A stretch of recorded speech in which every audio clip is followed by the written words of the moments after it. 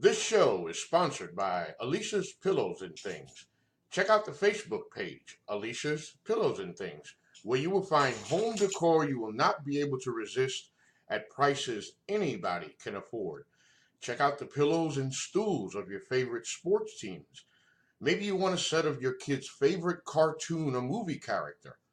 You can also get full body and neck pillows as well. Log on to ngscsports.com and go to the Alicia's Pillows and Things tab on the homepage to complete your order. It makes a great gift for Christmas at an affordable price. NGSC Sports. We never stop. You're listening to NGSC Sports Radio. Hear us live on ngscsports.com, where you can get awesome analysis for all things sport. Or check out our podcasts on iHeartRadio, Spreaker, iTunes, TuneIn, and much more. For our latest videos, head to NGSC Sports YouTube channel. Follow us on Twitter at NGSC Sports and like us on Facebook. NGSC Sports. We never stop.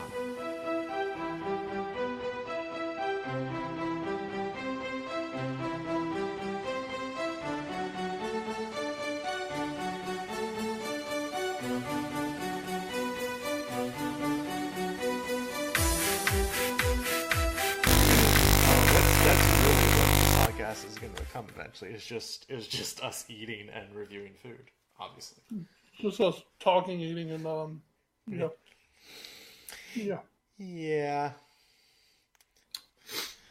But who cares? Yeah. We got 4 English teams in the Champions League round of 8. Who cares? Who cares? It's really all that matters. It really is.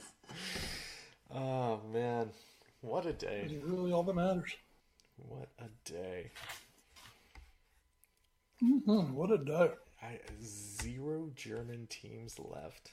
4 English teams. 0 German teams, 1 Ital, 1 Spanish, a Dutch. Yeah. And a Portuguese. Yeah, this has been a weird Champions League.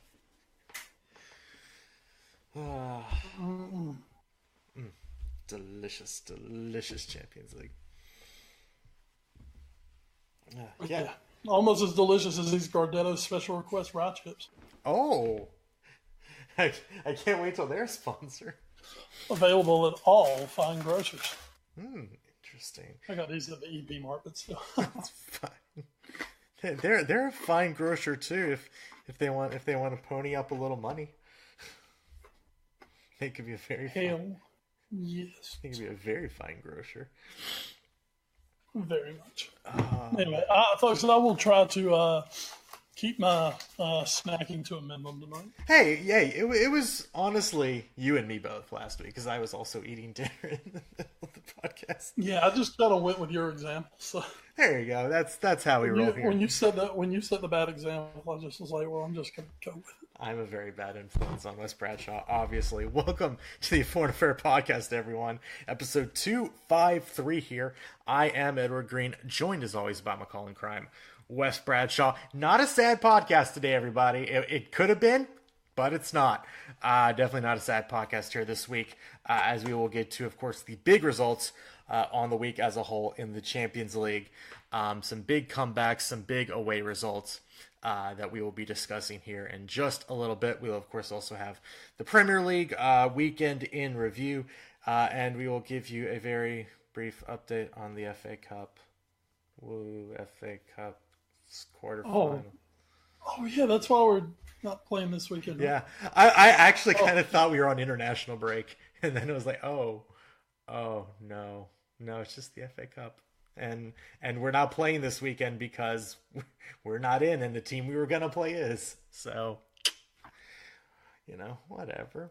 That's fine. Yes, it's going to be one of those weird weeks. Of course, we'll also have news and notes, some interesting stories coming out there to watch for and so raw. As always, the Foreign Affair Podcast is presented by NGSC Sports at ngscsports.com. We never stop. As well as Alicia's Pillows and Things. God, I really should start preparing these before I actually get on the podcast. You know what? There's been so much NFL trade news going on, And the only reason I know that is because I've been watching the ACC basketball tournament a little bit, and because it's on ESPN, that is completely inundating everything It else. is on it, but I can turn it on and watch something tonight. Here we go. It's Syracuse and somebody, I think. Whatever. Sure. Sport be sport at this point. The point is, with all these NFL traits going on, why not, if maybe you're a fan of the Cleveland Browns, who apparently made a big trade or something this week, why don't you ask Alicia's Pills and Things to get you some Cleveland Browns themed apparel? Now that apparently Cleveland has something to cheer for. Yeah, Joe Posnanski, that one's for you. So get out to Alicia's Pills and Things. Check out all of her latest deals and designs over on the Facebook page, Alicia's Pillows and Things. You can check out NGSC Sports for some other great deals there. So thanks to both of them for presenting this podcast. All right, let's just roll right into the weekend that was in the Premier League. First, the matches that we're not really going to discuss. Palace drops a late one to Brighton and Hove, 2-1 at home. Glenn Murray with the opening goal for Brighton. And after a Luka Milijovic penalty in the 50th minute for Palace, leveled things up at 1. Brighton and Hove eventually won it through Anthony Knockaert in the 74th minute. Leicester gets a big 3-1 win against Fulham, as Fulham are pretty much doomed now to the championship. Jamie Vardy puts them in the hole with his 2 late goals in the final 15 minutes. Yuri Tielemans with his first goal since coming over to Leicester in the January transfer window, so he opens his account for the Foxes there. Newcastle gets a come-from-behind victory at home against Everton, who I was just thinking about this before he came on. I think you could make an argument that 3 through 6 in the Premier League standings have all been somewhat disappointing in one way or another, but I think they all pale in comparison as terms of disappointingness as to Everton. This has been I know you take no pleasure in that, Wes Bradshaw, but this has been just a horrible. I mean, after they won the World Cup last week, what's anything else matter at this point? Oh God, no, Johns. Everton drop a big one here. Ayoze Perez with a late brace to secure the come-from-behind win for Newcastle and Rafa Benitez's men, as they are trying to trend up and get to that nice net of safety to stay in the Premier League for another season. Well, folks, we may not always know what we talk about. We may not have insider sources, but I tell you what, when we're right, we are bang on right. Wes Bradshaw called this one last week when we were talking about Cardiff. Cardiff with a big 2-0 win over West Ham. Just 2 goals just right after each start of each half. Cardiff with a big win that keeps them within shouting distance of safety and trying to save their season. But as we were looking at the schedule last week, we were going through and it's like, well, they have a tough schedule, but they have West Ham and they'll probably win that one. And lo and behold, that's what they do. So big win for them. Bournemouth goes on the road to beat lackluster Huddersfield 2-0. Callum Wilson and Ryan Fraser with goals there. I don't think we need to discuss this one very much since nothing really of note happened besides Raheem Sterling hat-trick. Man City beats Watford 3-1 to keep up their top spot in the Premier League. Gerard Deulofeu, Barcelona's Gerard Deulofeu, scores the lone goal for Watford after all the damage had been done for Manchester City. About the only thing that was sort of crazy in that one was maybe a disallowed goal, but it didn't really affect City, so not much to go on there. All right, so I guess now we can start to work our way backwards a little bit, sort of, kind of. We'll see. Chelsea, let's talk about this one a little bit. Chelsea get a huge goal from Eden Hazard, maybe his biggest of this Premier League season, to secure a 1-1 draw against Wolves. It was looking to be a historic day at Stamford Bridge for Wolverhampton after Raul Jimenez 56th minute goal, but Eden Hazard just at the death gets one back for Chelsea as they're able to rescue a point and what is a race for the top 4 where every game matters. Hashtag every game matters. after, this heartbreaking 3 points loss for Wolves here, they've of course dropped a couple of these matches over the year, and we look at them and think, this is one of the best teams that have come out of the championship and had one of the best seasons right out the gate in the Premier League, and just how much better could it have been? Wolves far and away from being in the top 6 race, but man, they are so close in some of these matches, and this could have been a big 3 points. Now Chelsea, obviously, with 22 shots to 2, maybe Wolves feel just a little bit fortunate that it was just the 1 goal to 1, and God, you look at some of the passing numbers. Chelsea having 761 passes to 211 for Wolves, over 500 more passes for Chelsea, and yet the result was only 1 goal.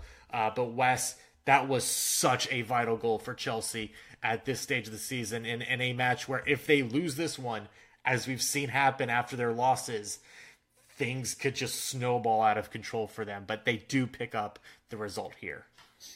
Absolutely. And, at this point, especially playing against the lower teams in the table, you can go ahead and expect that Chelsea's going to have that 70-75% possession. Sure. I mean, that's the brand of football that Sarri has wanted to play. With Jorginho, that's the kind of football that they try to play. So, I don't think those are really eye-popping numbers anymore, especially against a team like Wolves, who are more of a counterattacking team, play good defense and then counterattack very quickly, which they're very good at. For Chelsea, right now, Arsenal, United, and I hate to say it, but they've dropped themselves back into the scrum, but Tottenham Hotspur as well. Points are just coming at a premium right now. You got to take anything you can get. A draw is better than a loss. It's not as good as a win, but it's better than a loss at this point. And every draw, every rescue of points, anything like that could end up being the difference on the last day of the season in you getting into the Champions League or going into Europa next season. So, for Chelsea, it wasn't an ideal day. But at the same time, right now, I think a lot of teams getting a draw with Wolves are thrilled at the end of the day. Oh, yeah. So, it's the top 4 race is going to be absolutely fascinating these last few months of the season. Certainly, with 8 matches to go there. And part of what's also made that fascinating is our next match. Arsenal 2, United 0. If you just watched it and you cut out the 2 goals for Arsenal, you'd think, wow, United played really well on the day. I wonder how much they ended up winning by. And then it's like, nope, they actually lost this one. Arsenal gets the early goal sort of against the run of play from Granit Xhaka in the 12th minute. And then later on, with just 20 minutes to go, Pierre-Emerick Aubameyang converts from the spot, unlike he was able to do in the North London derby, to secure the 2-0 lead for Arsenal as United tried to chase the game. Came close a couple times. We haven't heard much from Fred this year, but Fred did come very close, as well as did Romelu Lukaku. So this was obviously a big match for them, and it's kind of weird. Again, we haven't really talked about the Europa League this year, but as we mentioned last week, Manchester United coming off a huge come-from-behind win against PSG in Paris that saw them come from behind to advance to the round of 8. Arsenal loses 3-1 at Reims in the Europa League on Thursday, and you're thinking, oh God, with just a 2-day or 3-day turnaround, what's the mood going to be like? And boom, Arsenal comes back, gets the win, ends United's run of being unbeaten in the Premier League under Ole Gunnar Solskjaer, and just a very big victory again, as we said, with how many points are at a premium here.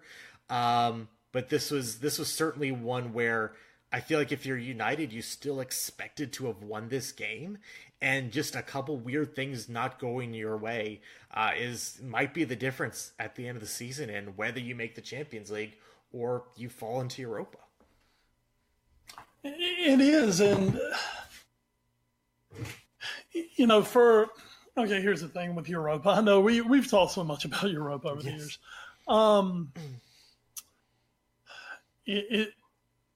Now with the ability to get that Champions League spot. Mm-hmm.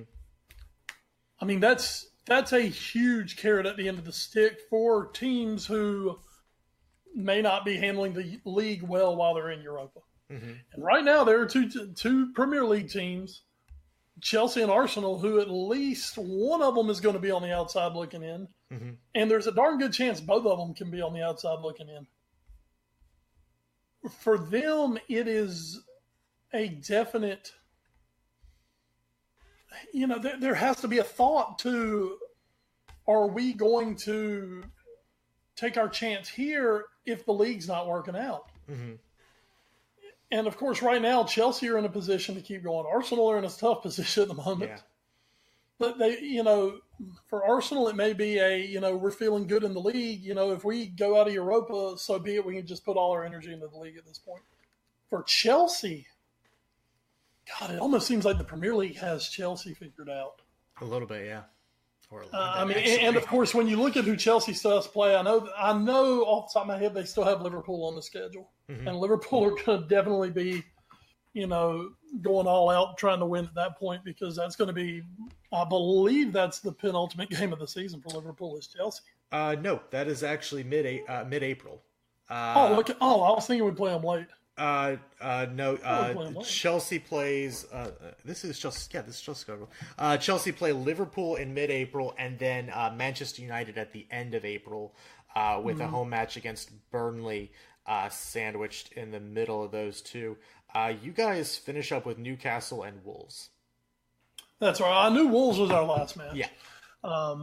But obviously, so in mid-April, Liverpool are going to be going balls to the wall, trying to win the league. As you said, Man United, they're involved in that top four race.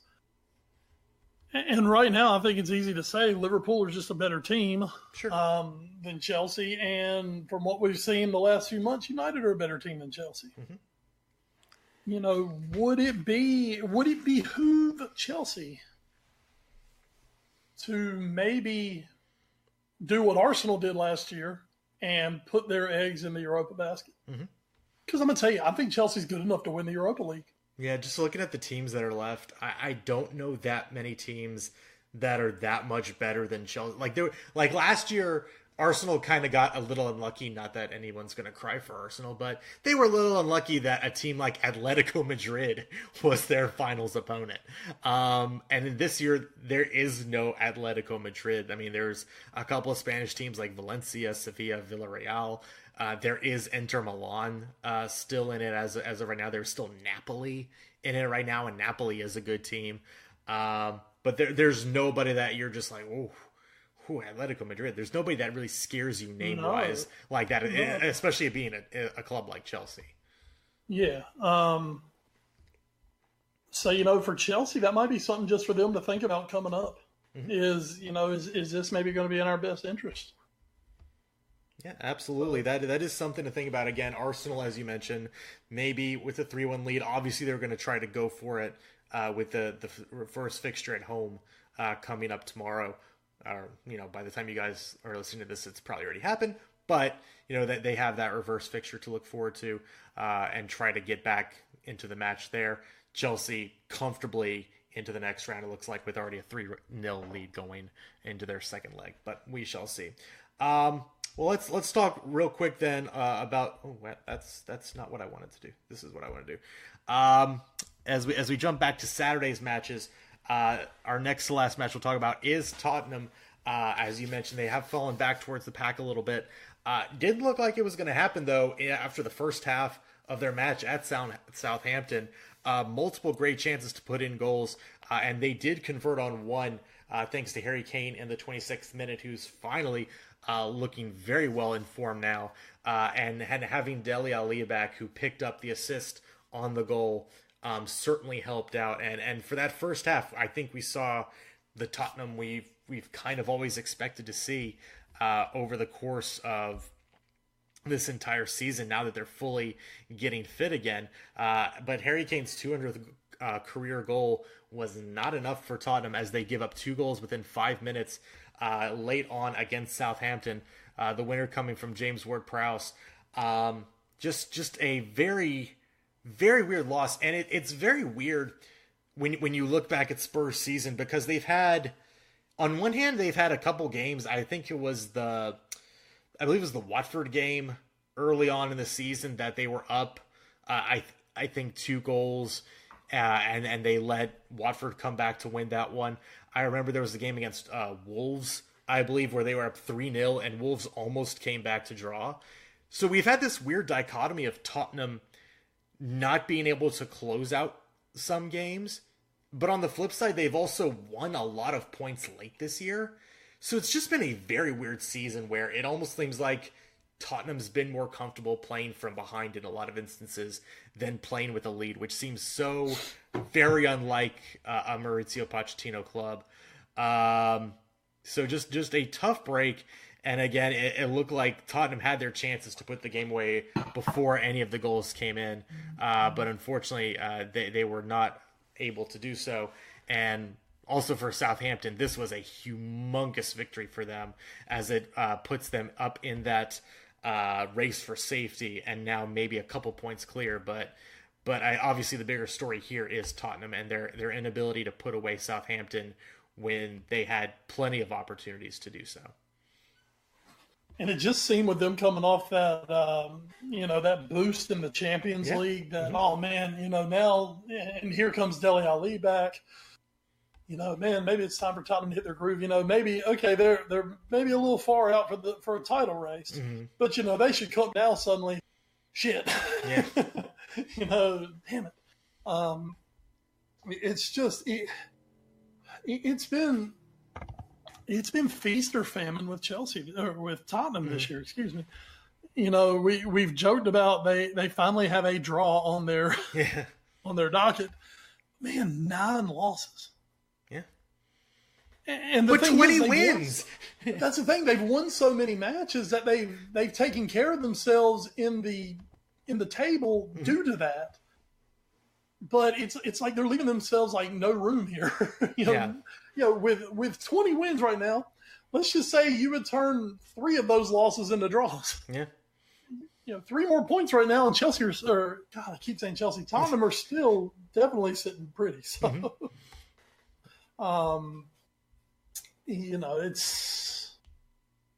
it's got to be trying. It's got to be nerve-wracking for Tottenham fans. Because, they're having, point-wise right now, Tottenham are having one of their best ever years in the Premier League. Sure. But the thing is, and this has not been the thing in the past few years, where, there's maybe been one really good team or 2 top teams, and then everyone else is kind of, okay. This year, God, Chelsea, United, and Arsenal are supposedly having terrible years. Which, they kind of are by their standard at this point, but, they're all sitting on, at this point, a really good point total. Yeah. You're gonna have 2 teams miss the Champions League that could possibly be in the mid-70s point-wise. Yeah. You're going to have the top 2 unless something goes crazy. The top 2 are going to end up in 90-point range. Tottenham should end up in the 80s. And, Tottenham are going to finish 3rd, let's just say, and they're going to have 80-some points, which in plenty of years would win the league. That means somebody in 4th. I could see United finishing near 80 points. Yeah. And then let's say Tottenham and Arsenal are sitting on, say, 77 or 79. Oh, Jesus. How hard done are they going to be at the end of this year when they've got totals that in other years would have won them the league, and this year can't even get them in the Champions League? Oh, yeah. It's a weird season. It's like, unfortunately for Tottenham, and kind of unfortunately for both, for one or the other of Liverpool and Man City, they've just chosen the wrong year to all have historically good years. Yeah, absolutely. It's just been one of those years in the Premier League where just everybody at the top seems to be like really, really good. And obviously the top 2 are a league above. But even that group of 4, like, there's a point where we can usually kind of break off, like, 6th place, nah, that whatever team that is, they're just kind of down there. And, maybe they're having to fight off 7th place for that second Europa berth, and that's just not happening this year. This is a 4-way dogfight for 2 Champions League spots, and it's going to come down to these final 8 matches, and it is going to be a absolute bloodbath as we advance on here. Finally, our final match of the weekend was Liverpool 4, Burnley 2. Burnley did make it a little bit close late in the 91st minute, thanks to Johan Gudmundsson. What a great name. His goal in the 91st minute made it 3-2, but Sadio Mane would score his second goal of the match just a few minutes later to put the match out of hand for good. Burnley did pick up the first goal of this match just 6 minutes in, which after City getting their one on the previous day, I'm sure had a few people a little bit nervous at Anfield. But Roberto Firmino also picked up a brace along with Mane's first goal to make it 3-1 and give Liverpool the cushion that they needed. So Wes, after a match where they don't score any in their Merseyside derby, Liverpool comes back and puts on a very offensive performance. In a good way, we mean offensive. Offensive, not offensive. Exactly. We had a few of those offensive ones recently. And it couldn't happen at a better time for Liverpool. And, Liverpool are not putting up the goals this year that they were last year. Mm-hmm. Part of that is because I think they were just at an impossible rate last year between 3 guys. We've clearly seen that was the career year of Mo Salah. Mm-hmm. Mo Salah, I think, could still be a 30-goal-a-year scorer. Mm-hmm. I don't think I'm not banking on seeing another 44 year of Salah, maybe ever again. But he was scoring so freely. Firmino was scoring so freely. Mane was scoring so freely that I think we just got used to this is the way that it is. But this whole season, we've talked about it. This has been a Liverpool squad that right now are the stingiest defense in the Premier League. Mm-hmm. They have, I believe they're up to 17 goals conceded. Let me check. 30 matches. 17, yep. 17 through 30. I mean, and especially when we talk about Liverpool and what we've talked about Liverpool in the past, that is absolutely insane. I mean, that is rock solid. And that has been with Joe Gomez being injured a lot recently. That's been basically with our fourth, our fourth choice center back. Of course, he's next too, and I'm going to say this right now, and I think especially after today, I think it's very easy to say. I think we got the best central defender in the world. Yeah, one of them. Yeah, I think Virgil van Dijk is the best central defender in the world, and it might be on his form right now. His form's magnificent. He's on a stage where he's being able to show it, and he's been magnificent. Mm-hmm. He makes guys around him so much better. I mean, trust me, I've seen enough of Joel Matip. We've seen plenty of Matip when he's with Lovren or when he's with Ragnar Klavan or, whatever, to know that this isn't the Joel Matip that we get all the time. Liverpool have become so much better defensively that the natural decline in the goal scoring has not been an issue. Mm-hmm. But here's the thing, and people made such a big deal about that, and there have been matches where things don't work out. But here's the thing, man. Liverpool still have Mane, Firmino, and Salah up front. Mm-hmm. And those guys are still hella dangerous. They just might not be the best 3 in the world like they were a season ago, but they're still maybe one of the 5 best 3s in the world. Mm-hmm. And then when you've got a lockdown defensive unit and a lockdown goalkeeper behind them, man, you don't have to score 100 goals between the 3 of you. You can score 60 and we're going to be just fine and dandy, guys. And this year it's just you're seeing Liverpool, when we go down a goal, we don't panic anymore. Mm-hmm. It's not, oh, Jesus Christ, we're down a goal. What the hell are we going to do now? Shit, we're screwed. We're going to have to go balls to the wall. No, Liverpool just play, and Liverpool don't, figure they're not going to give up another one. Mm-hmm.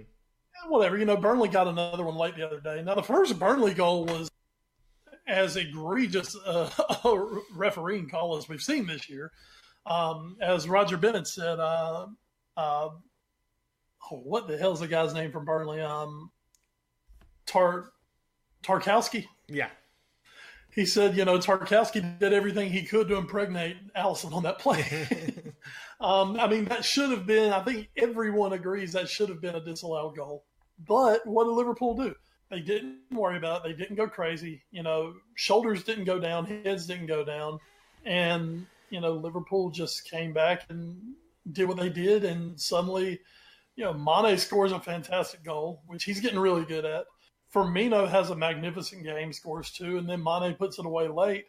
And then the most hated move of all was starting Adam Lallana, and all he did was come back, and suddenly he's Adam Lallana from 2 years ago, where he's pressing people to the damn wall and, providing good service going into the box.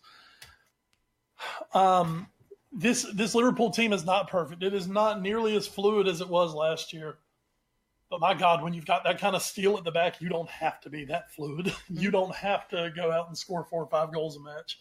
It's nice to, it's fun, but you don't have to. And Liverpool made their season this year on the 1-0s, on the 2-0s, on Fortress Anfield.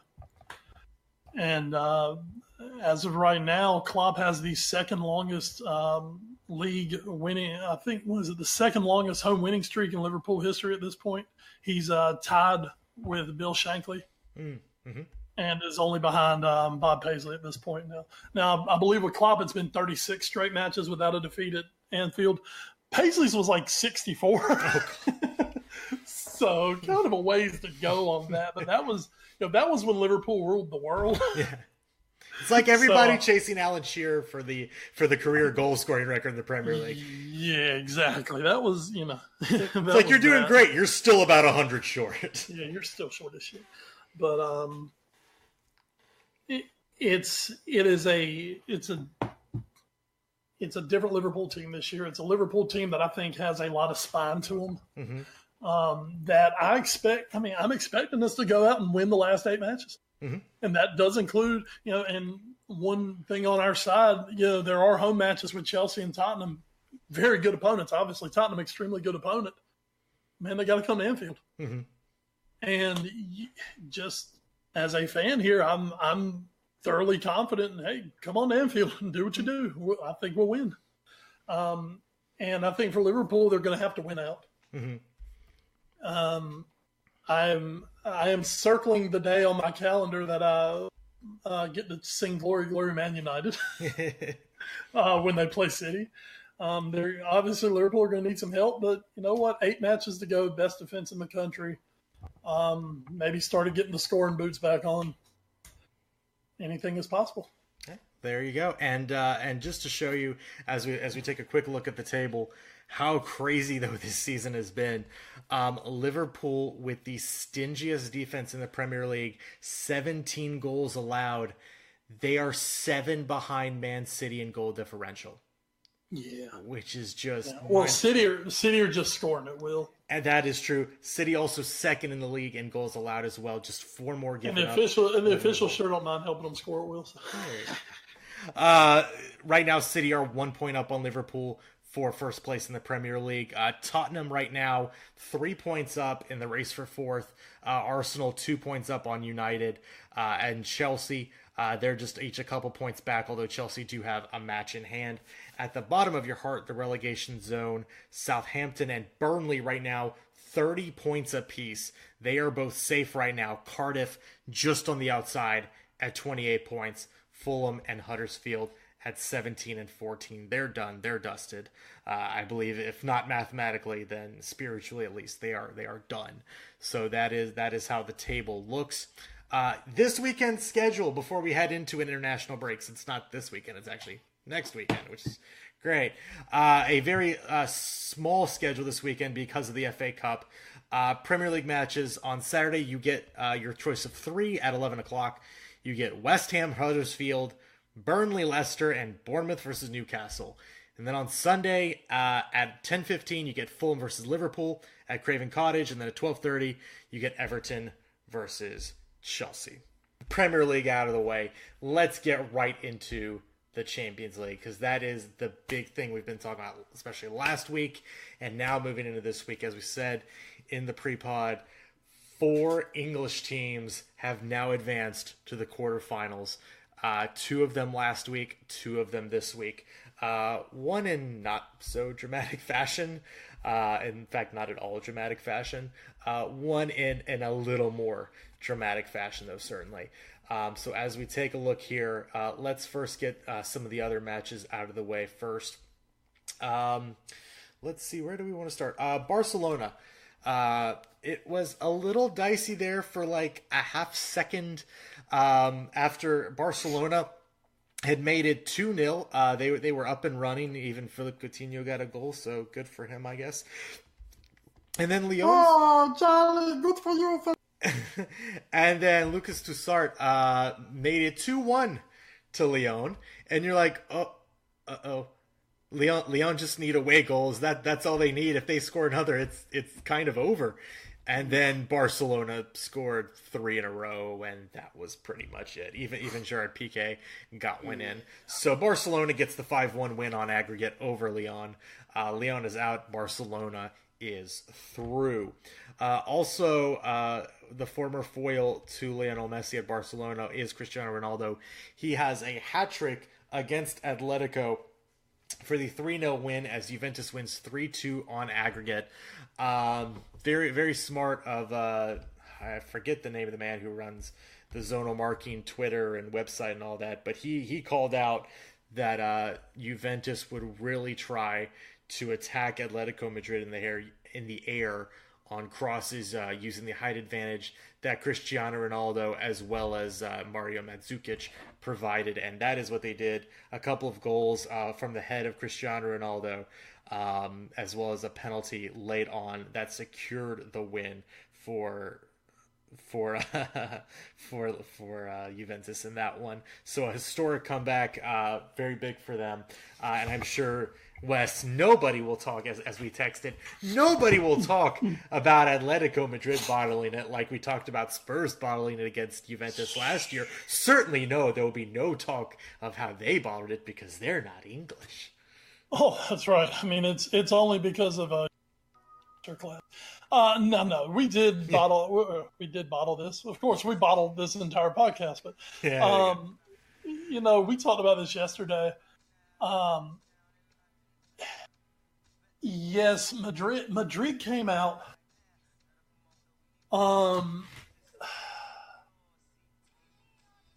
Jesus, Madrid. I don't know. I don't know what they were thinking. I think they were thinking their defense was good enough to hold in Turin, and it wasn't. And not only that, but like they just we talked a lot. Like when they actually had the ball, which was not often, they just were like, what do we do with this? We have no impetus going forward at all. Well, here's the thing, why have you got a guy like Thomas Lemar? Yeah. That's if you're going to push him so wide that he can't even affect an offensive game plan. Mm-hmm. Griezmann wasn't getting through on goal. Oh God! I barely remember hearing Griezmann's name yesterday. He was, and I think I saw him like once or twice. He was invisible, and you can't put it all on him. I mean, when they have they had no impetus to go forward. You had a 2-0 lead, which is a really nice lead against a team like Juventus when you have a defense like you do. Mm-hmm. I think they needed to come out and push for a goal. One goal would have put that tie away. Mm-hmm. Oh, absolutely. I mean, one goal, because they're not scoring 4 against you. They did score 3, but they weren't going to score 4, especially if you had the 1 already. Mm-hmm. That wasn't going to happen. But, Diego Simeone, and he has a great world reputation, don't get me wrong. Mm-hmm. He has one. He won when the 2 superpowers were dominating everything. Mm-hmm. He won the league. He's been to the Champions League. But man, there are so many teams. Oh, we'll get Simeone. I don't think everyone really realizes. Yeah, they see the results Simeone gets you. Mm-hmm. I don't really think Arsenal want to play that style of football. Yeah. It's not very, it's a lot of what United was kind of running into under Mourinho, and maybe a slightly more. It gets more results in La Liga, but that's it's. I don't want to say it's a negative way to play football, but it's very defensive minded. It is. I mean, and The thing is, when you can do that when you do have that kind of attacking talent. Mm-hmm. But the thing is, you just can't completely shed your attacking talent of any impetus to go forward on a night like that. I mean, God, you need one goal to put this thing away, to put away one of the absolute favorites of this tournament. Well, and there's two things Simeone can't control, unfortunately, about that. One is Diego Costa getting booked in the first leg and not being able to play in this leg. They could have used, a little bit of his, we'll call it craftiness or dickishness or just wanting to get like a goal. Like he is, we talked a lot last week about, or not, maybe not a lot, but we mentioned last week, couldn't Real Madrid have used Sergio Ramos? As much as we hate him, couldn't he have been like a stabilizing force for that Real Madrid team when things are going sideways against Ajax? And I wonder if Diego Costa wouldn't be the kind of guy, especially, one after Juventus had gotten their first, maybe even after second, to kind of run over to some people and go, hey, get your heads out of your ass. We need a goal, or we're not leaving here with a trip to the round of 8. So that's one thing I think they were missing. The other thing is something we've known for about the last year and a half, and Atletico fans might be getting very, very familiar with now, especially after this match. Alvaro Morata isn't good. Like, he's not at this level anymore. He's like the ultimate flat track. He is. Him and it was funny how him and Lukaku were the big ticket items that sort, because both of them, it turns out, are just like flat track bullies. Yeah. They're great to score against, the 12th place team in the league. They're great to go get you a double. But, we'll give Lukaku a little bit of credit. Yeah. Lukaku's done so. And to Morata's credit, when he was at Juve, he had some really I think Chelsea fucked him up. I think he's lost. I think he's just in a bad world, right? So having to play Morata, not being able to play Costa, I mean that hurts you, I think, of Atletico, but somebody has to step up. Like, if Antoine Griezmann wants to be one of the best players in the world, he has to step up and be the guy, like kind of like he was at times for France during their World Cup run. He wasn't that in this match when they needed him to be, and that's one of the big differences. So, the star for Atletico didn't shine, and the star for Juventus did. By the way, go check out on ESPN.com. There's a great recap of the what's happened over the last 6 months about Ronaldo's rape trial and what hasn't happened. Go check it out. It's a fun read. Back to the football. I don't know how fun it'll be. Yeah, it's fun. It's fun if you don't like Cristiano Ronaldo. On to the one of the other matches. Manchester City. We thought, hey, we were hyping it up last week. Hey, it's been a crazy week of Champions League action. Who knows? Maybe Schalke 04 will do something big. They played tight with City. City needed 2 late goals just to get out of Germany with a win. Who knows what'll happen? And spoiler alert. City didn't collapse. They did not at all. City end up putting a 10 spot on Schalke. 7 goals in the match, 2 from Sergio Aguero, just 3 minutes apart to break the game wide open. And then the floodgates open. Leroy Sané, Raza, Raheem Sterling, Bernardo Silva, Phil Foden even getting in on the action. And then finally, because we can bring him in, why not? Gabriel Jesus caps it off in the 84th minute. Schalke, no fear, no chance in this one, as City just march on towards glory. Not much really to say there, I think. For Schalke, just for Schalke in general, Schalke are having an abysmal season in the Bundesliga as well. There was talk that this was their manager, kind of like the last straw for him, that he was going to be on the way out. As for City, let's take a quick look. Well, 7-0, that's a good scoreline, but that's only City's second biggest win of the year. Don't forget Burton Albion took a 9-0 back in December. Let's take a look. Burnley took a 5-0 just in this calendar year. Yeah. Chelsea didn't do much better, losing 6-0. That's true. Scored 4 against Newport County. Yeah. So Confirmed. Schalke no fear, only slightly worse than Chelsea. Confirmed. That's right. I think the biggest thing that can happen is Chelsea need to somehow become German. There you go. Oh, and rehire Mourinho. It'll happen. Oh, it's gonna happen. I just know it is now. He's gotta go somewhere. He has to. Finally, our last match, and this of course was a big one. Two of the European giants, Liverpool and Bayern Munich, played to a 0-0 draw a couple weeks ago at Anfield, and with that, Bayern Munich with no away goal net to come in on this match, give up an early goal to Sadio Mane, which, for as great a goal as it was, Manuel Neuer just losing his mind for a second and just not playing the ball well at all. But it allows Mane to do his thing and score the opening goal for Liverpool, which gives them the big away goal. Joel Matip, unfortunately, puts one into the back of his own net after Bayern Munich finally grew into the match in the 39th minute. And it did go into the half 1-1. And you thought, given how Bayern Munich ended the first half, maybe they're on the ascendancy. Maybe they finally can come out of it. And it was not to be. Liverpool scores a second thanks to Virgil van Dijk off a header on a set piece, which no, Mr. Commentator, it was not Trent Alexander-Arnold taking both of those corners. James Milner took the second one. It was not Trent taking both. I don't know how you fucked that one up, considering one of the shots right before the goal was a close-up of James Milner's face. But you fucked it up, so good on you, I guess. And then with Bayern Munich having to chase the match, down a goal, and more importantly, down in away goals, Sadio Mane put the match away in the 84th minute. This is a weird match, Wes, in that I feel like the teams tried to play like five-a-side, where they just completely eschewed the midfield and are just like, well, just bomb it forward and let our offensive players run after it. And of course, when it comes down to that, as Big Sam would tell you, the English are always going to be better at that, Wes. Oh, we play long ball. Yeah. Man, I'm going to tell you though, it was somewhat shocking how crap Bayern were.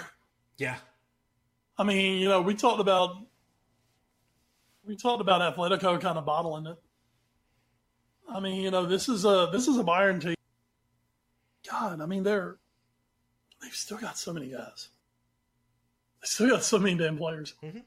And I mean, Liverpool just bossed them off the field. And the thing is, I don't think it would have been quite as close as it was if Liverpool just weren't so fucking horrible with the ball most of the night. Yeah, that's what I'm saying. Like, the midfield was, for both teams, was atrocious in this game. Yeah, I mean, Liverpool was giving it away like, it was too hot that they didn't want to hold it. Van Dijk de God. Yeah. Basically. Once again, that's why I'm saying right now he's the best central defender in the world. Salah was terrifying up front, even though once again he doesn't score. God, that last pass to Mane.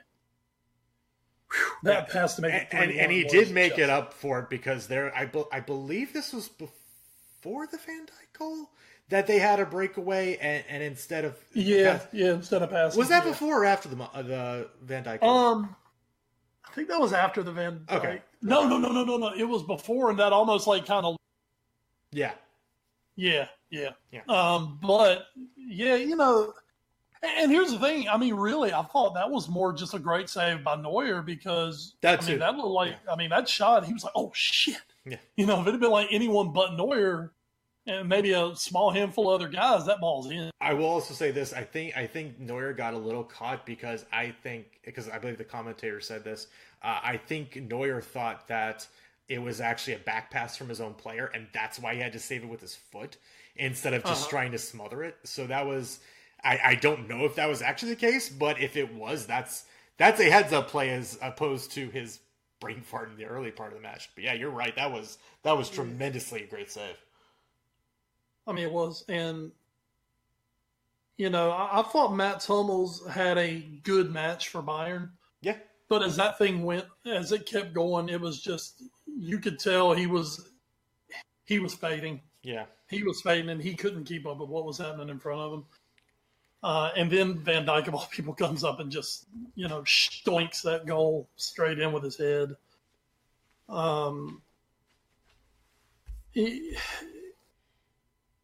Liverpool can go and dominate people. Mm-hmm. And they did on the road, so that takes out that little. Everybody's been screaming, "Oh, they can't do shit on the road. They can't do shit." Okay, whatever. And yeah, we haven't been great on the road this year in the Champions League, but that's when you go, you get that, you get it at a place like the Allianz, and you get it in dominant fashion. And then over 2 legs, and remember, no Virgil van Dijk in the first leg. Mm-hmm. Over 2 legs, Bayern had 2 shots on goal. Yeah. This is Bayern fucking Munich with Robert Lewandowski up front. Yeah. And they got 2 shots on goal over 180 minutes. It was just a fantastic. I thought it was really a fantastic night for Liverpool. It was never going to be easy, just because it was a tough place. And then, of course, the only goal they do score comes off a freaking own goal. Yeah. Even though that I put all that on Robertson. Robertson got his ass beat so bad. Matip didn't. Matip did everything he could just to keep it away from Lewandowski, because if that ball gets through, Lewandowski's going to tap it in anyway. Yeah. So, I don't put much on Matip there, but an own goal is their only goal. And I thought Liverpool playing like that are a team who can keep going in this tournament. Certainly. And Bayern Munich did have maybe one golden chance when it was still 1-1, with Lewandowski sliding in. If he does get a touch on it, it's probably a goal. And that makes it 2-1, and then who knows what happens from there. But that was pretty much Bayern's only real chance of the second half at all. And even that wasn't a great chance. So just Alisson not really troubled. But you did mention Andrew Robertson. I'll be charitable. Not a great night for him. He was good going forward, but very bad in defense. And, in the one blemish sort of to Liverpool's night, picks up a yellow in like the final 2 minutes of the match in stoppage time. And he's, as was mentioned, he's the only Liverpool player who was on a yellow card accumulation, like warning. And he picks it up in the final 2 minutes on a challenge that meant nothing. And he will be missing the first quarterfinal matchup. I do wonder, and I don't remember exactly. Better not say a damn name here. Might just scream. I was just gonna say I wonder, because I don't know how many substitutes were left at that point. I just wonder if some point after the Mane goal, you just pull. I think we'd already used our subs, because remember. Let me see. Let's check. In the first 10 minutes of that match, that's something I think we kind of overlooked. Jordan Henderson picked up an injury very early. Mm-hmm. And Fabinho had to come on. I didn't get to watch all the match. I paid my $3 Bleacher Report, and then your son of a bitch service kept screwing up, and it would let me watch it for a few minutes, and then it would stop, and then it would tell me, "Oh, you can't watch this. This isn't available in your area." Yes, it is. So I'm not very happy with those jagoffs at all. Oh, I don't blame you. Thankfully, I was able to watch on the TNT app. Yeah. Lallana came on in the 87th. Okay, so there was a chance, but I can't. Oh, let me. I'm trying to look. Well, no. So maybe you scored in the. Well, yeah. I guess so. So maybe, I don't know. Maybe you bring in, dare I say, Dejan Lovren, and hey, here's the thing though. It's for 10 minutes, and you would have to give up 3 goals in those 10 minutes to lose. True. No, I understand that. I think it's just one of those. He trusts Robertson to do his job, and he just got carried away and mucked up on that. No, yeah, I agree. I don't think this is, what the fuck is Klopp thinking? He's Klopp out. No, I don't think it's that. But I do think an assistant after the Mane goal should come up to him and be like, you know what, Andrew's on a yellow card warning. We should probably go ahead and get him out, boss. Even if we got to put in somebody not great. But thankfully, we have one of the best defenders in the world in Dejan Lovren right here. So, head on in, Dejan. One of the best. I'm sorry, the best. The best. Excuse me. I apologize for that. But all that said, still a great night for Liverpool. They take down Bayern Munich. I believe it's the first time since 2011 they do not make the round of 8 after coming out into the knockout stage. And what that means is, as you mentioned before, it's 4 Premier League teams in the final 8. It's going to be Liverpool, Man City, United, Tottenham, joining Juventus, Ajax, Porto, and Barcelona. So obviously the draw will be this Friday, and news to me, they're just going to draw the entire rest of the tournament, which, as Wes and I were texting earlier, I said, why not just start that from the round of 16 and just make like a bracket? And it's like, no, because we like our draw shows to make too much sense for UEFA. Yeah. So I guess Wes, let's prognosticate a little bit. Who do you think? I want to know, who do you think Liverpool will get, and who would you want Liverpool to get? Well, I mean, the thing is, with literally at this point, I mean, it is completely just the fate of the draw. Anyone can play anyone. I mean, we could have Liverpool, Man United. Mm-hmm. We could have Man City, Tottenham, and then we're down to 2 English teams. Yeah, we had Liverpool City last year in the round of 8. Yeah, we had Liverpool City. I mean, and with 4 of them, this is the first time since 2010 that we've had 4 English teams in the quarterfinals. So, I mean, they make up half the field. So that's cool. That means you could definitely go all English in here. Odds are you're going to have at least 1 English matchup, just based on the odds. I mean, if I had to choose who to play, I'd take Porto. Yeah. I think everybody would say Porto at this point. Yeah. And of course we have plenty of recent history of just demolishing Porto. Mm-hmm. And it wasn't like they were exactly impressive against Roma. To me, you want to talk about somebody bottling a match. Roma bottled the shit out of that. That's true. So, Porto are kind of, living on borrowed time anyway. Let's prognosticate. I think we're going to get, I'm going to say Manchester Derby. Quarterfinal Manchester Derby. Really? It came to my mind earlier. Manchester Derby would be tasty in the quarterfinals. I think we're going to get Manchester Derby. I think I think Tottenham is going to draw Ajax. Mm-hmm. I'm just going to be cool and say Liverpool Porto. Mm-hmm. Yeah. Because that's what I really want. And then we get a true super tie between Juve and Barca, and we get Messi Ronaldo. Yeah, I'd be okay with this draw. I'd be very okay with this draw, actually. Yeah, that's just my thoughts. Just my thoughts. I do wonder, just before we move on from this, because I was thinking, obviously Liverpool City was a huge matchup last year in the round of 8. With the stakes as they are in the Premier League, though, for that to potentially carry over into a Champions League 2-leg tie, I mean, is there any chance that if those 2 teams do meet up, even if it's not a round of 8, maybe they're healthy, maybe they meet up in the semifinals, at that point in the season, because the semifinals would be played on April, middle of April, I think. It's the end. The semifinals would play at the end of April and the first week of May. Oh, okay. So you're like right there at the end. Is there any psychological thing that could happen? Like, let's say if Liverpool beats City, does that get in their head a little bit, or if City beats Liverpool over 2 legs?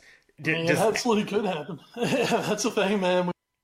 Especially because you think in England, now you could get more of a traditional Liverpool United or a United City matchup, which would be just massive, just based on what it is. But if you got Liverpool City, especially in the semifinals, as they're, as they say in the Derby, coming down the stretch they come. Yeah. And then, these two they're done with each other in January. Oh no, you're going to see each other twice now in 2 weeks. And someone's going to the European final. Holy Jesus Christ! England might implode. The North would just lose every semblance, every shred of their shit.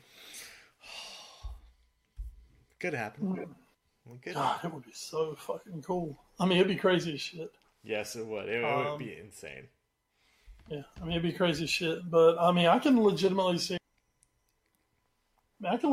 see 3 English teams in the semifinal.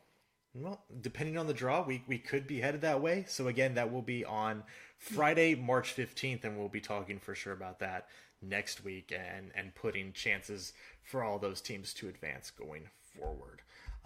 So real quick, FA Cup, it's this weekend, March 16th, which is this Saturday. You get Watford Palace, Swansea versus Man City, Wolves versus United, and then on Sunday you get Millwall versus Brighton Hove. Good. Let's move on. News and notes time. Speaking of Manchester City, I was going to text you this and I just forgot. From the No Shit Sherlock files, Manchester City alleged financial fair play violations are being investigated. I'm shocked. This is my shocked face that you cannot see right now because this is an audio-only podcast. No shit, Sherlock. Oh my god, from the BBC, UEFA are performing an investigation over Manchester City for alleged financial fair play violations. German news magazine Der Spiegel, who apparently breaks everything now, based on leaked documents, says the Premier League champions have violated FFP rules. City, of course, vehemently denies it. There have been breaches of FFP rules in the past from City.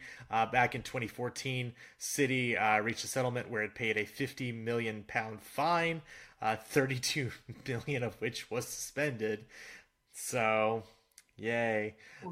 And of course, because money means so much to City. Oh, yeah. In December, there were reports that City could be banned from European competition if UEFA found they had contravened FFP rules.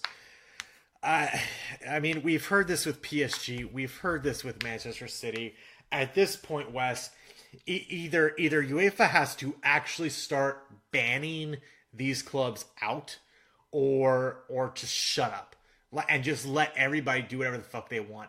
Because fines like this for City, especially if you're going to commute like 70% of it, it doesn't matter. So just either have to start suspending them from the competition or just stop completely. Because this, maybe we're going to get you. We're going to be looking. No. And it's so obvious too. So if you don't do something, you never get to do something again. And if you do something, it better have some fucking teeth. I mean, I totally agree with that. It's just like, well, I've got a kid. I've got a 6-year-old. If I just sit there and tell her over and over not to do something, and she keeps looking at me, she's like, and then does it anyway. Mm-hmm. I mean, what's to make her stop me? Say, you better stop. Okay, that's it. You're grounded. But you're grounded for a week. But you know what? After a day, you can have your iPad. I mean, that's kind of what's happening here. Yeah. When is she ever gonna, respect what I'm telling her? Oh, she's gonna respect me when I pick up a belt and tear her tail up. Mm-hmm. Which is banning her from Europe. Yes. You take away what's most important, which is, them trying to win Europe. Okay, well, guess what? You're not going to Europe. Yeah. We're going to take care of this. If you continue to skirt and flaunt it in our face that you're skirting, well, we're going to take away the one thing that with my daughter, it's taking that iPad away for 2 weeks. Or getting the belt out and going to work. With City, that's the only thing that's going to stop them because, this isn't an thing. Yeah. It's not really an FA thing at this point. Right. So, it's up to UEFA to do something. I don't trust UEFA to do shit personally. None of us do, unfortunately. We'll have more on UEFA a little later, news and notes. Some quick stories, though. Sad times. Mauro and Fellaini will be retiring from Belgium duty. So Roberto Martinez will have one less big, tall, afroed man to throw on in the last 10 minutes in the hopes that he'll doink in a goal. So adieu, Mauro and Fellaini. Adieu. News from How do they say that in Flemish? I don't. I assume there's a lot of phlegm in Flemish. That's I always figured as much. puns. This coming from a tweet from Richard Conway, who's the sports news correspondent at BBC Sport. This is actually kind of interesting. FIFA has denied a request from Chelsea to freeze a 1-year transfer ban, which we've mentioned on this podcast before, while the club challenges a punishment for breaking rules designed to protect young players. Chelsea could now ask the Court of Arbitration for Sport for an interim ruling allowing players to be signed in the summer. And it does look like Chelsea's going to go through with that. But I have to say, as much as shit as we just gave UEFA for how they're handling the financial fair play regulations and the punishments, if FIFA actually does this and goes through with it and the Court of Arbitration doesn't overturn this, this is actually kind of a big deal, because again, that will mean that this summer and next January, Chelsea can't sign anybody. And that's really big, especially if they do happen to go to a new manager. Well, now it's going to be a really tough sell to be like, hey, yeah, come manage Chelsea. You'll have 2 transfer windows where you can't bring in any players you want, but come work for Roman Abramovich. Like, it's really weird. So I think this is kind of crazy that FIFA has finally said, no, you cannot appeal this. We're not letting you do this. So I really hope the Court of Arbitration for Sport also denies it, and if that's what the ruling is, then that's what the ruling should be. Because I hate it that clubs keep getting to use like the idea of an appeal to push their sentencing out, which then just gets shortened anyway. Like, no, again, you need teeth. So good on FIFA for finally doing this. Toothless bastards. Absolutely. I mean, and that's Chelsea have flaunted and skirted the rules themselves for years, and oh yeah, getting banned. This is what might need to happen to really. They've taken the fines before. They've taken the warnings. They're like, oh, okay, sure. Nah. So. Oh, the horror. They might actually have to play their loanees. Oh, no. Oh, no. Yeah, somebody said, well, what would they do? It's like, oh, well, they'd actually recall. Yeah. Play for them. Instead of just buy new ones again. So that would be interesting. Hell, they probably turn good out. Yeah, you never know. Maybe Kevin De Bruyne was always going to be good for Chelsea. We will never know. 2 quick stories from the New York Times. One, just go read it. Raheem Sterling, really good story. Just go read it. It's on the New York Times. Also, I had to do a double take because I thought we'd done this before, and no, this is actually something different, even though it's somewhat still related. The U.S. women's soccer team is suing the U.S. soccer for gender discrimination. Again, this is coming out of the New York Times. 28 members of the world champion United States women's soccer team significantly escalated their long-running fight with the country's soccer federation over pay equity and working conditions, filing a gender discrimination lawsuit. The discrimination affects not only their paychecks, but also where they play and how often, how they train, the medical treatment and coaching they receive, and even how they travel to matches. The players involved include Alex Morgan, Megan Rapinoe, and Carly Lloyd. And this obviously is huge. A couple years ago, Wes, we had them. What did they do? Oh God! They didn't sue, but there was an outcry, especially after they won their World Cup. Yeah. Oh, it was a wage discrimination complaint. Yeah, that was it. That was it back in 2016. And this is in the lead up to a World Cup here in 2019 that's going to be held in Paris or in France.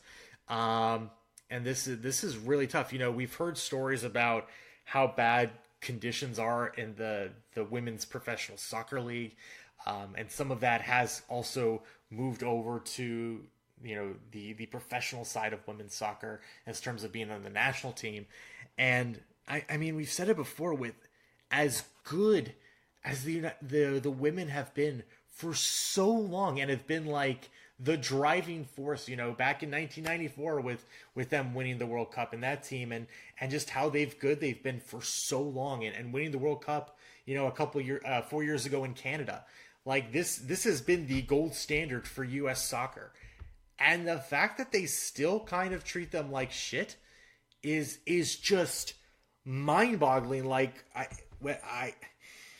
like Wes, if you had an employee and they did great work for you, and then you had another employee who was like barely making his minimum quota, who would you reward? The guy making the minimum quota, or the guy, busting his ass and bringing in a whole bunch of great deals?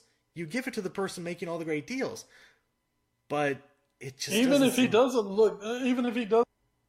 Yeah. Wear the Armani suit and drive the drive the brand new Mercedes. Yeah. When he's not the.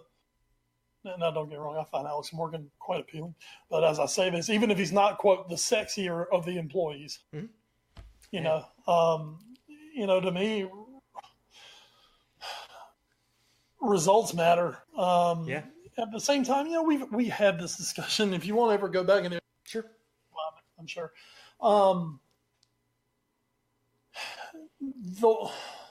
The thing is, the women, I think they're starting to bring in the money, because well, I think they're starting to bring in the money. The problem is they're not. I don't think they're seeing it. Like, I think they're bringing in money for U.S. soccer. Yeah, and that's what I'm. You're right. I'm trying to think about best way I can sit here and explain this is.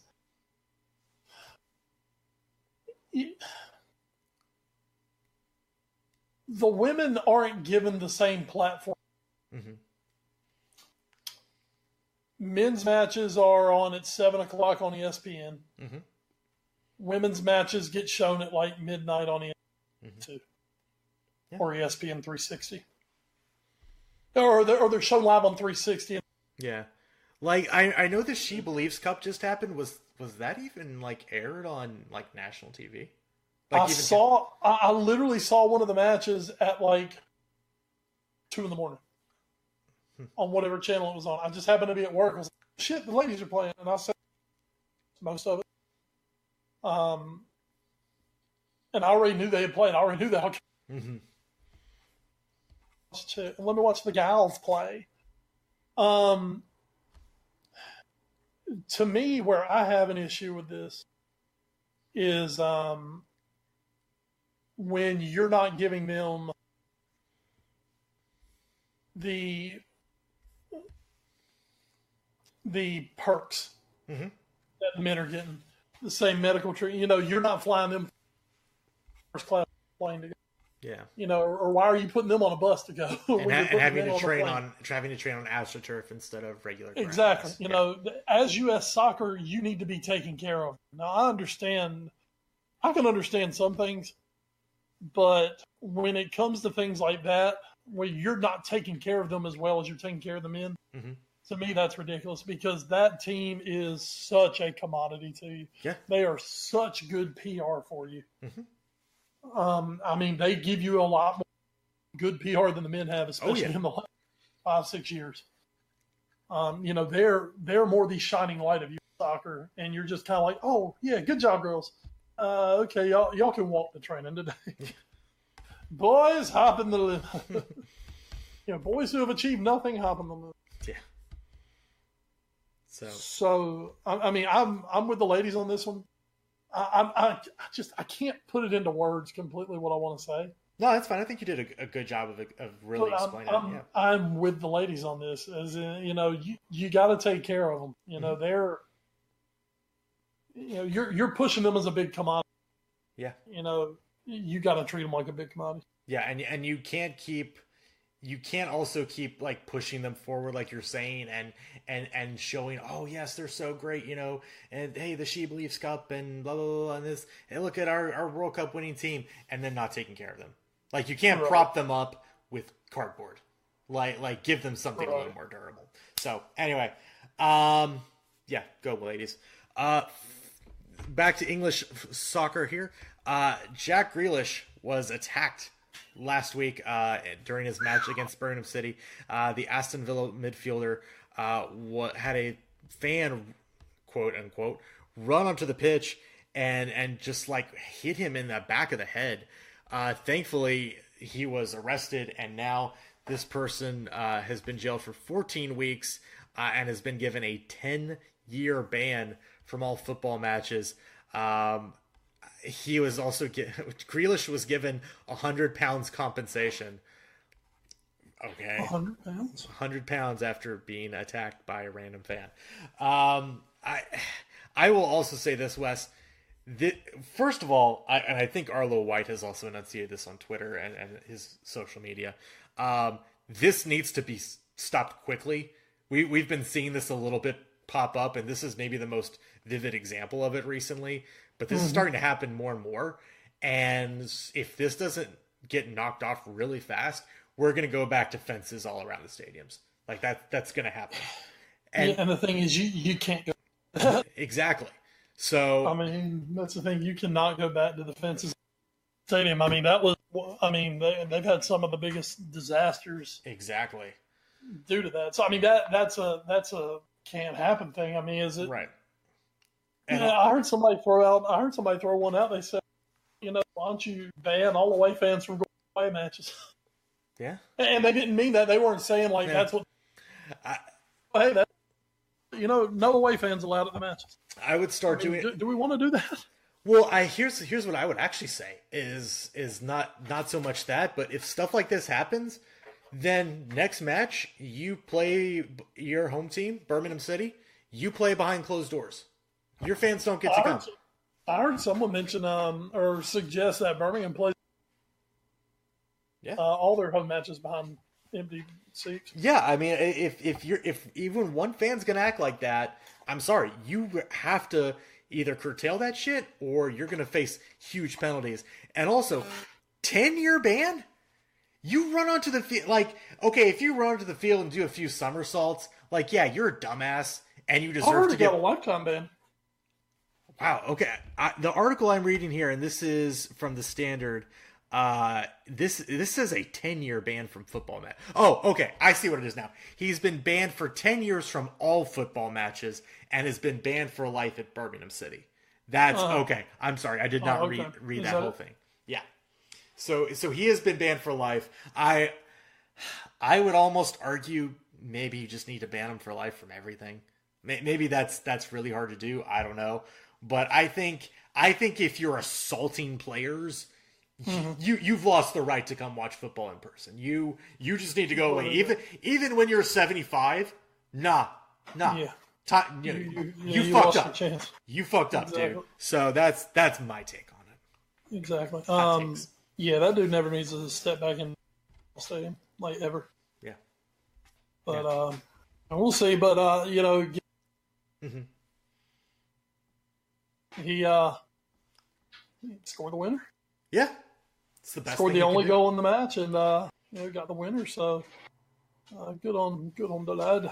Yeah, good on you, lad. Future Tottenham star Jack Grealish. Not just kidding. Or am I? He was going to be future Liverpool star. Sure, he got to go somewhere eventually, right? Of course, because Aston Villa's not coming back up. Finally, and to end this news and notes segment. Our last story, and in these stories that will not die of creating super leagues, FIFA, 1 step forward, 8 steps back. It comes from the AP. FIFA wants a 24-team Club World Cup in 2021. This looks like it would replace the Confederations Cup. That would happen every 4 years, and the year directly before a Men's World Cup. It would also replace the Club World Cup that currently happens every year, but it's just 7 teams, and it's just the winner of every federation, the Champions League and blah, blah, blah, blah. But no, this would be it's basically whoever wins for South America. Yeah. So, but this would be a full 24-team World Cup that would take place in June or July. The first one being in 2021. And it would have 8 European participants. At first it was going to be 12, and apparently they kicked it down to 8, it would bring confederations from all over the world, from CONCACAF, CONMEBOL, and Oceania, AFCON, all the places. But what just bothers me is we've talked so much about how grueling the schedule is and how little footballers get to actually have a break at this point. You know, with every year it's, well, now you're doing international runs in the in the preseason, where, you know, we have the International Champions Cup, or even some clubs that don't participate in that still make a trip stateside or to Asia or something like that. And then every other year you have Euros or the World Cup, and it's like, when are these guys supposed to take a break? When they get injured and they have to sit out for 3 months? Because that's at this point where they're heading. Now, it does say here that teams would only play between 2 and 5 games. But, I mean, like, okay, you're Liverpool. You're having to start, let's say it's in June. So either you finish up your Premier League season in mid-May, maybe you go to the Champions League final and you're playing at the end of May or something, or you're playing the FA Cup final. Who knows? But then you have to, like, reassemble everybody in mid-June for a Club World Cup for, like, 2 weeks. And then you're off, like, a month. And then you're right back to training because season starts almost the beginning of August. Like this is... I understand this is already happening because of the World Cup and Euros. But this is getting to be just too much. Like... I don't know. There's too much money involved, and so it doesn't matter. But I think we're going to start seeing players, like, really start to burn out from all this stuff. I mean, you know, and the fact that by the end of the season, guys are already burned. Oh, yeah. And now you're sending them in to play this. Now, don't get me wrong. On paper, freaking cool. Oh, yeah. Oh my God, I would love to watch it. I would watch it so fast. You and me would watch it so fast it wouldn't be funny. Oh yeah, if we could just simulate this in FIFA with lifelike graphics, hey, that's great. But I mean, don't get me wrong, if this comes to fruition, front row center to watch it. But man, I mean, it would be freaking cool, you know, see River Plate and Atlanta United and, you know, Liverpool and Real Madrid and Juventus. God, I mean, that would be sweet. All day long, that would be totally sweet. But, I mean, at some point, it's got to stop at some point. They've got to have a break. Yeah.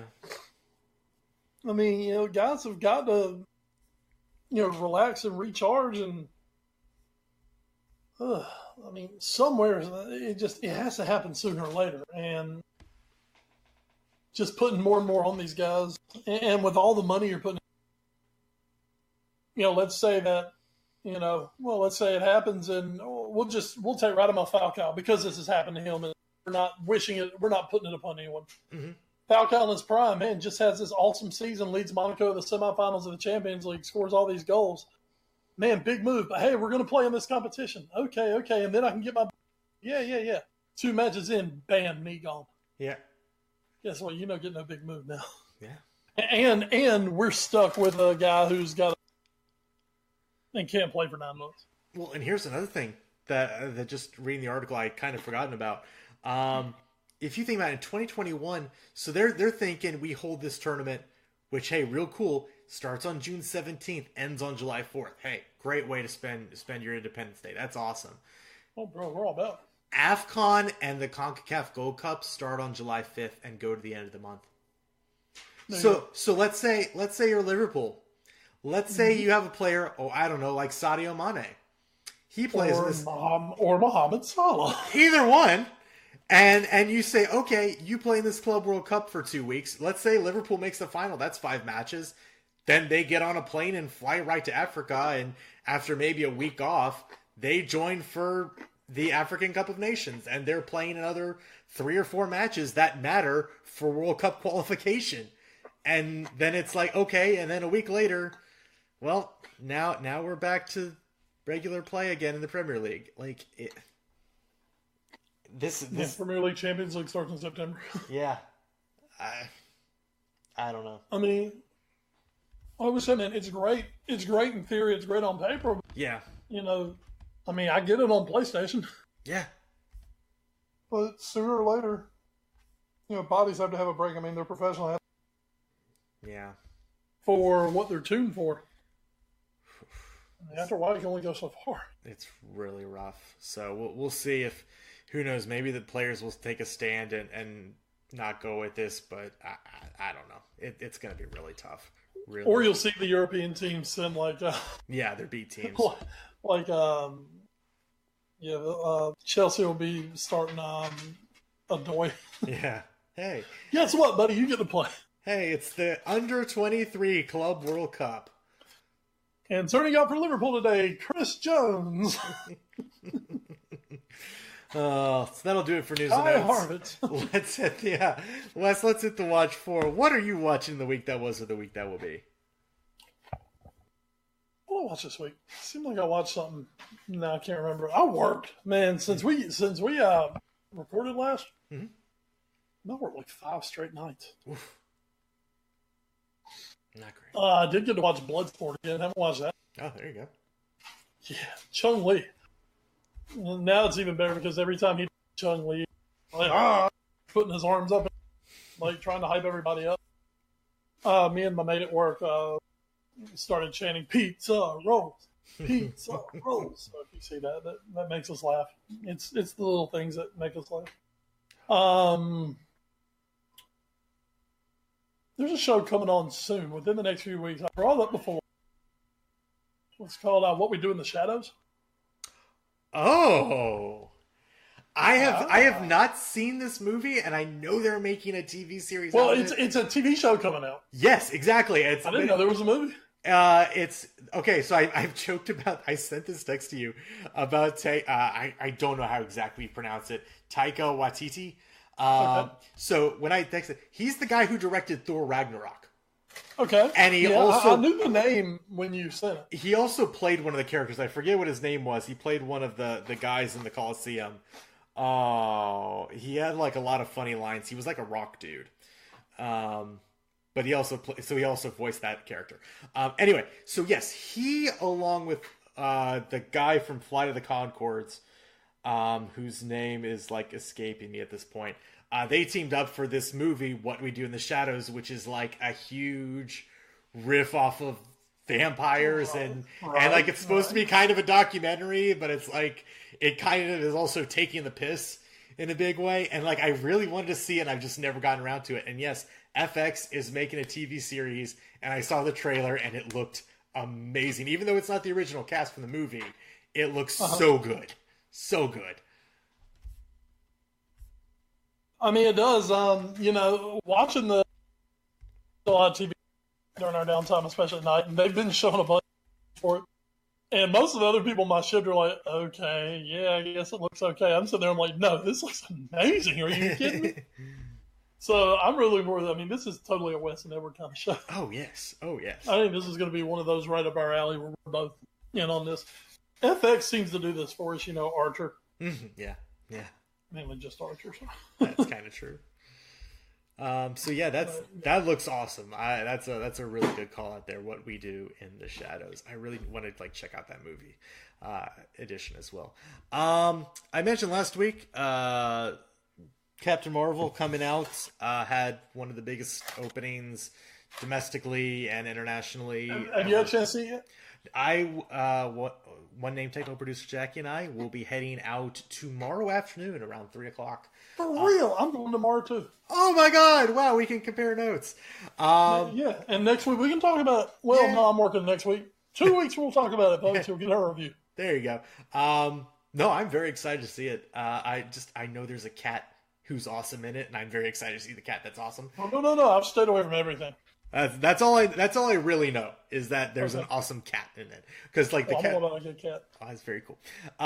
So yeah, very excited to see Captain Marvel tomorrow and give my thoughts. Yeah, I'm taking Callie to school in the morning, and then I'm gonna go just stay in Greenville for the day. So I'm gonna use my AMC A-list. There you go. A-list Stubbs member. Hey. If you guys want to be a sponsor, it'd be great. Hey, that'd be awesome. I'm gonna head over and check it out tomorrow at the AMC 12 in Greenville. Hey, there you go. So we'll be checking out Captain Marvel, and you guys should too. I've heard it's very good. So we'll be able to tell you. I'm so ready to get my feminist on. Oh, there you go. There it is. Aubrey Larson. You are a beaut. Speaking of beauts, one being Alexa Bliss, who has been a regular on the up, down, down Dungeons and Dragons circuit recently, where she played. I have a really dirty. I'm not going to, because we are about the ladies show, Ed. And I just said I want to get my feminist on, so I can't go back on that. Good for you, Wes Bradshaw. So with that, let's get So Raw. I mean, this week, So Raw, we're coming off of the Fastlane pay-per-view. So we got some big things happening. The two biggest in my world. The final match of the Shield, in which they decimated. It was Bobby Lashley, Drew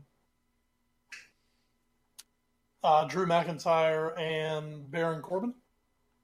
Shield got the job done. And then on Monday night, Ed, we're going to have an emotional Shield. I'm not going to lie, Ed, it was emotional. I was sitting in the 911 center, letting the 911 just ring and ring and ring. Person, whatever your issue is, the Shield's saying goodbye on TV, so you're going to have to wait to get some help. Hell yeah. I don't care who's robbing your house right now. I didn't really do that, folks. I promise. Of course. Please don't tell. Please don't quote me on it. But it was an emotional farewell from the Shield. One more time, Ed, they came through the crowd. Sierra Hotel in the Echo Lima Delta played. WWE is acknowledging on TV that it has not signed a new contract. Oh. Which is interesting, because they're keeping him on TV in a prominent spot. I think, with this, getting the Shield together one more time, and obviously he's involved with Rollins and Reigns, two of the big stars, of course. Rollins has maybe the headline match at WrestleMania against Brock Lesnar for the Universal title. And Reigns getting back in right now. We'll see where he ends up, but Reigns obviously going to have a big spot at WrestleMania as well. Mm-hmm. So we've seen Ambrose stay in, and on Monday night, it looks like going into WrestleMania, it looks like it's going to be Shelton Benjamin, who's going to be the man keeping Seth Rollins busy for a while. Because, of course, you're not going to get, as we know, we're not going to see Brock Lesnar by all means. He might show up every now and then, but he's certainly not going to wrestle. And this is basically Shelton Benjamin's being the hired gun for Paul Heyman, who's going to be the antagonist for maybe the next month or so as we get ready for Mania. Benjamin does have connections with Brock Lesnar that the Smarks know. He was actually Brock Lesnar was an All-American wrestler at the University of Minnesota. And while he was there, Shelton Benjamin was one of his coaches. So, they actually came in at the same time together. So, definitely a connection there. Shelton Benjamin's a great in-ring. So, him and Rollins, that could actually be pretty damn fun to watch for the next month as we get ready for Mania. Reigns got attacked by Drew McIntyre.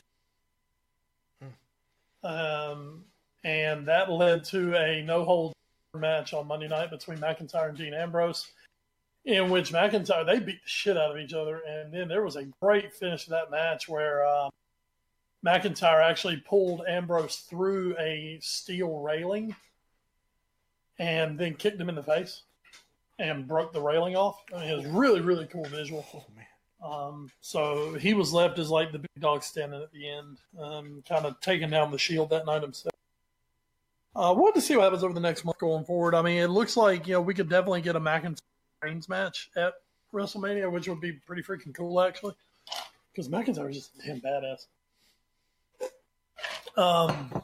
And, that could keep that going for a little while.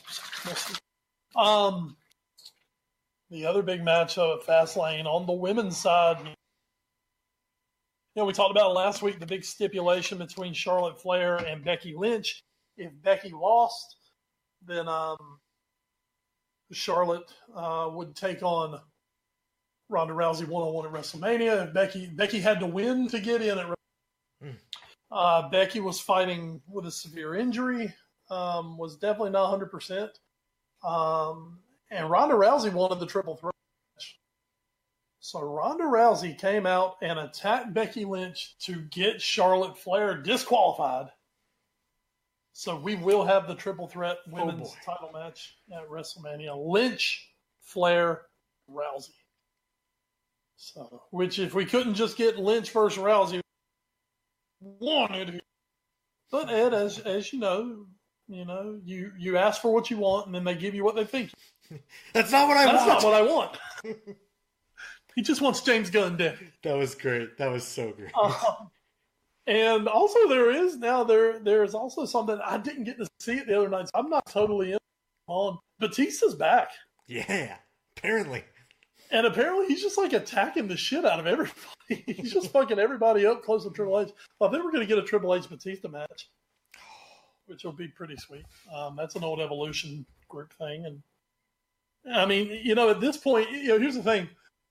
5 years ago when Batista came in, and was supposed to get a run with the title, nobody wanted him because they all wanted Daniel Bryan. God, Batista, what's this guy done recently? Now he's Drax the Destroyer, and everybody loves Batista again. It was like, oh shit, it's Batista. Yeah, I forgot about that guy. Oh God, it's Drax. So now everybody loves him. Where 5 years ago, it's like, are you shitting me, man? Well, 5 years ago, it was the whole Daniel Bryan thing. Yeah. And everybody was so behind Daniel Bryan and wanted him to bring in Batista. It's not what we want. So, get mad at that. But I think people are excited to see Batista now. And like I say, man, when he's got this Guardians of the Galaxy Drax thing under his belt, man, Batista's a popular dude. So, anyway, we'll see how that continues to go. I'm gonna have to catch up, see what's going on. But yeah, man, I'm excited. I mean, WrestleMania is coming. It is the next family, right? WrestleMania. Point to the sign. I'm pointing the sign every day when we walk out. I'm just pointing the imaginary sign when I walk out my garage. It's a true man right there. A true man. Well, that is He's a man. We're pointing toward the exit sign here for this edition of the Foreign Affair podcast. As this edition comes to a close, we do want to once again mention NGSC Sports at ngscsports.com. We never stop. As well as Alicia's Pillows and Things. You can find them on the social media as well as us as a collective on Twitter. We are at AFA Pod. Wes, you are? I'm at Wes Bradshaw 21. I am at Edward Green. You can also find us on Facebook, Instagram, and YouTube via our parent show, the All New Sports Show. You can also email us at that address, allnewsportsshow@gmail.com. Thanks to all our podcast providers, including Podbean.com, Stitcher, Spreaker, iHeartRadio, the TuneIn Radio app, Google Play Music, and the iTunes Music Store. So once again, we'll be back plausibly live with... we will have Anfield Corner because Liverpool does actually play this weekend. Oddly enough, even though almost no one else does. So we will have that. Wes will be bringing us. Well, and just to throw in on that, the way the schedule's going, there's going to come a time where City are literally going to have 2 games in hand on Liverpool. Ooh. So it's up to Liverpool, man. Make it a 5-point. Put all the pressure on. I think one of those games is United. Yeah, well, that was actually going to be a Manchester derby this weekend. But both teams being in the FA Cup kind of scuttled that. So that will be later on down the line. United will have a big say in this title race. So again, we'll be talking about that next week, as well as the results of that. So be sure to be on the lookout for that next week. But until then, Wes, have anything else to add before we get out of here? As you mentioned earlier, the ACC tournament is going on. Yes. NC State apparently overcame a 20-point deficit today. We're going to make it win. No, we're not big college basketball fans anymore. We kind of feel college basketball has taken just such a negative trajectory over the past decade, really. But man, hey, we are North Carolina boys, and the ACC tournament means something. It used to mean that we're dragging the TV in at school Thursday and Friday and watching the tournament, which was the coolest freaking thing ever. Folks, there is something about the state of North Carolina when you're growing up, and it's the middle of March, or it's the beginning of March, and all of a sudden the TV shows up in the room, and you're going to watch Carolina State or Duke. Yes. Or what it always used to end up being was It's Georgia Tech and Clemson. Yeah. What the hell? We'll watch it. It's better than anything else. Exactly. So, this is a special time of year. Just that country here. Very special time. And I know, Ed, you being in the especially, man, you know they're crazy about it. So, yes. Coming up Thursday as we release this, State, Carolina, and Duke will all be playing. It's not Wake Forest. Not a quadra of North Carolina teams, but just not Wake Forest. No. No. So yeah, do check that out, and then hey, NCAA tournament starts next weekend, so do your brackets. There you go. So for my call-in crime, Wes Bradshaw, I am Edward Green. Thank you so much for joining us here on episode 253 of the A Foreign Affair podcast. Until next time, everyone, please stay safe and enjoy the football, especially you, Jack Grealish. Oh, and good night, Munich. Your beer, your hospitality was lovely, but the Reds came to put business in. All of Germany having their swan song in the last 2 weeks. At least the Bundesliga will be exciting. Yeah. Hey, now Barron can concentrate completely on that. I'm sure that's all they really want to do. Yeah, it's let's just win our 12th title in a row or something, or maybe not that many. I feel like Klopp stop. Yeah, exactly. Actually, what is the gap now there? Let's see. Oh, they're dead even. Yeah, they're dead even. Ah. Yeah. I mean, it actually will be pretty good. Yeah. If Dortmund can hold their nerve, which I'm really so sure of at the moment. Nah, they seem kind of done. Yeah, they're on a bit of a wall. Yeah. Yeah, Schalke is 4 points clear of the drop zone, so at least there's that for them. Well, I need to check Bundesliga. That's where the official Bundesliga 2 team, Foreign Affair podcast, St. Pauli. St. Pauli is in 4th, which right now has them in the promotion playoffs, I believe. Is that how they do it? No. Top 2. Third place. Yeah, third place gets to play like the 18th. Or no, not the 18th. Yeah. 16th, because there's only 18 teams in the Bundesliga. Yeah.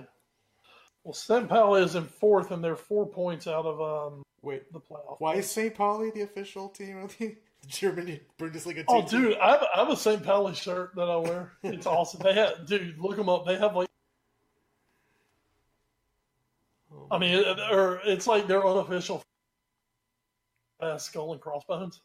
Let me look this up here. Oh wow! And they're like, St. Pauli's badass. So it is. Yeah, I was like, oh shit! Actually, I bought a shirt from Germany and got it sent. St. Pauli, official team of the Punisher. Yeah, I mean seriously. Rip in How pieces. awesome are they? I mean, just hit St. Pauli and just that skull is badass. Yeah. And they're like big time like anti-fascists. Oh, that's good. Yeah, always good, big anti-fascists. They're like they're a very left-wing leaning group, very left-wing. Almost a little too left-wing. What's the opposite of fascism? That'd be communism. They're a little close to communism. But damn it, that skull and crossbone is so badass. It's a really cool logo, though. You have a sweet shirt. It's got the small logo on the top, on the chest, on the front. I love it.